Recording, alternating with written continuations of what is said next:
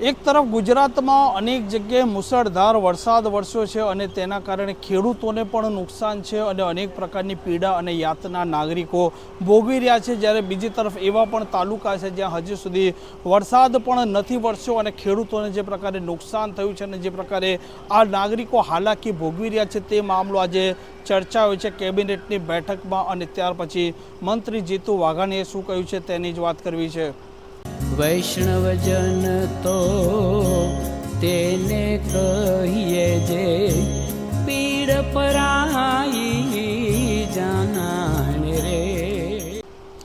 નમસ્કાર, આપ જોઈ રહ્યા છો નવજીવન ન્યૂઝ અને હું છું આપની સાથે તોફિક ગાંચી। જે પ્રકારે ખેડૂતો તેમના વીજ પોલના વળતરને લઈને સતત આંદોલન કર્યું, ત્યાર પછી સરકારે પરિપત્ર કર્યું, તેમને ખેતરની જે કિંમત છે તેના 2 ગણો વળતર આપવાની જાહેરાત કરી। તેમ છતાં ખેડૂતો છે તેમણે તેમની વાત છે તેના પર તે અડગ રહ્યા અને આવનારા સમયમાં તે આંદોલન કરશે તેવી હાલ તેમણે જાહેરાત કરી છે। જ્યારે બીજી તરફ અત્યારે ચોમાસું ચાલી રહ્યું છે અને આ ચોમાસામાં ખેડૂતો છે તે પણ નુકસાન છે તે સહન કરી રહ્યા છે, કેમ કે સૌરાષ્ટ્રની વાત કરો, દક્ષિણ ગુજરાતની વાત કરો, ત્યાં વરસાદ છે તે મુસળધાર વરસી રહ્યો છે। અનેક ખેડૂતો છે તેમના પાકને પણ નુકસાન થયું છે। સાથે સાથે સુરતની વાત કરો, વલસાડની વાત કરો, ત્યાં જે પ્રકારે વરસાદ વરસ્યો છે તેમાં નાના વેપારીઓ છે તેમને પણ લાખો રૂપિયાનું નુકસાન થયું છે। નાગરિકો હાલાકી ભોગવી રહ્યા છે, રોડ રસ્તા તૂટી ગયા છે, અનેક પ્રકારની પરિસ્થિતિ છે તે સામે આવી રહી છે। પોલીસ છે તે લોકોને બચાવવા માટે આ પાણીમાં જઈ રહી છે, જ્યારે બીજી તરફ જે પ્રકારે રોડ રસ્તા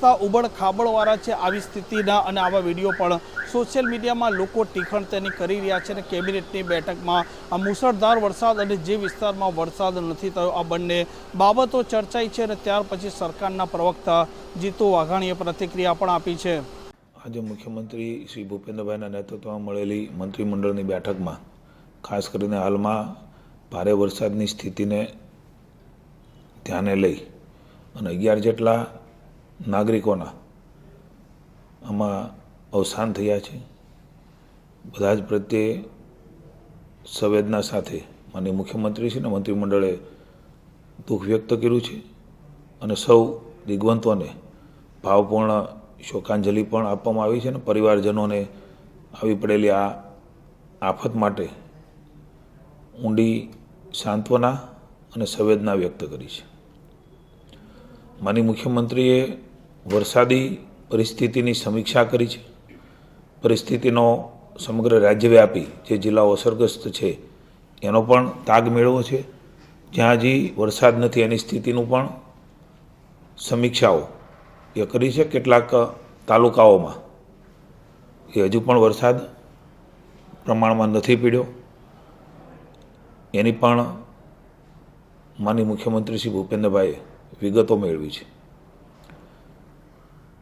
રાહત અને બચાવ કામગીરીમાં પણ નિરીક્ષણ કરવા માટે જે અતિભારે વરસાદ સુરત અને વલસાડમાં પડ્યો છે ત્યારે માનનીય મુખ્યમંત્રી શ્રી આવતીકાલે સુરત અને વલસાડ સ્વયં ત્યાં જઈને આખી પરિસ્થિતિનો ક્યાસ એ કાઢવાના છે। સાથે સાથે જે અસરગ્રસ્ત જિલ્લાઓ છે ત્યાંના સ્થાનિક મંત્રીશ્રી, પ્રભારી મંત્રીશ્રી પણ ત્યાં સમીક્ષા કરે અને વ્યક્તિગત રીતે પણ એ આપત્તિ વ્યવસ્થાની સમીક્ષા કરવા માટેની પણ સૂચના એ માનનીય મુખ્યમંત્રીશ્રીએ આપી છે। પર્યાવરણને ખાસ અનુકૂળ રહે અને આપણે સૌ જાણીએ છીએ કે માનનીય વડાપ્રધાનશ્રી પણ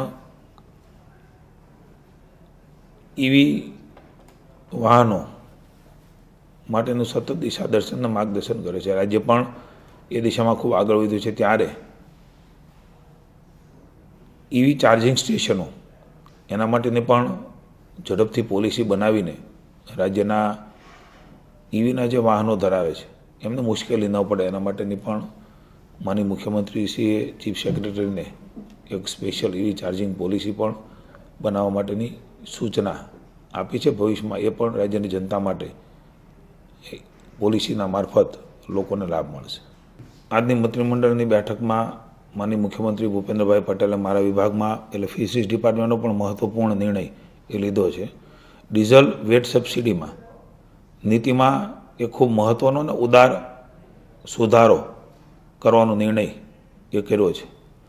20 મીટર લંબાઈ ધરાવતી જે બોટો છે એટલે કે 20થી નીચે એમને જ આ ડીઝલ સબસિડીનો લાભ મળતો હતો.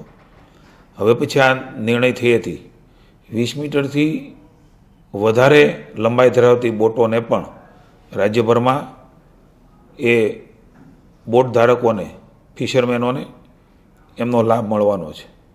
ફિશિંગ બોટની નોંધણી એ રિયલ ક્રાફ્ટ પોર્ટલ પર થયેલી હોવી જોઈએ અને બોટ પાસે માન્ય ફિશિંગ લાઇસન્સ પણ હોવું જોઈએ. મારી વિનંતી છે કે હજી પણ જે લોકો પાસે નથી એ લોકો આ પ્રકારની નોંધણી કરાવીથી એમને પણ એનો લાભ રાજ્યની સરકાર આપવા માગે છે. એટલે તમામ એસોસિએશનો ફિશરમેનોને પણ મારી વિનંતી છે કે આપણે સૌ સાથે મળીને આપણા ફિશરમેનો માટે એની નોંધણી કરાવવાનું પણ બાકી રહી ગયું હોય તો અત્યારે ચોમાસાનો સમય છે એની નોંધણી પણ કરીએ. મને આનંદ છે કે આ નિર્ણયથી અનેક ફિશરમેનોને એ ડીઝલની વેટની સબસિડીનો લાભ હવેથી મળતો થશે. આ મુખ્યમંત્રી ભૂપેન્દ્ર પટેલે તાત્કાલિક સ્તરે તમામ જિલ્લાના કલેક્ટરોને તમામ વહીવટી તંત્ર છે તેમને તાકેદારીના ભાગરૂપે તેમજ જે જગ્યાએ નુકસાન થયું છે ત્યાં રાહત અને બચાવ કામગીરીને લઈને ત્વરિત કાર્યવાહીના આદેશ પણ આપ્યા છે કેબિનેટમાં. આ બાબત પણ ચર્ચાઈ છે અને સુરતમાં જે પ્રકારે લાખોથી કરોડો રૂપિયાનું નુકસાન થયું છે તો આવતીકાલે મુખ્યમંત્રી ભૂપેન્દ્ર પટેલ સુરત પણ જવાના છે અને ત્યાર પછી વલસાડ પણ જવાના છે અને ખેડૂતો જે પ્રકારે હવે પાયમાલ થઈ રહ્યા છે તે મામલો પણ હાલ સતત ચર્ચાઈ રહ્યો છે. તોફિક ગાંચી, નવજીવન ન્યૂઝ, ગાંધીનગર.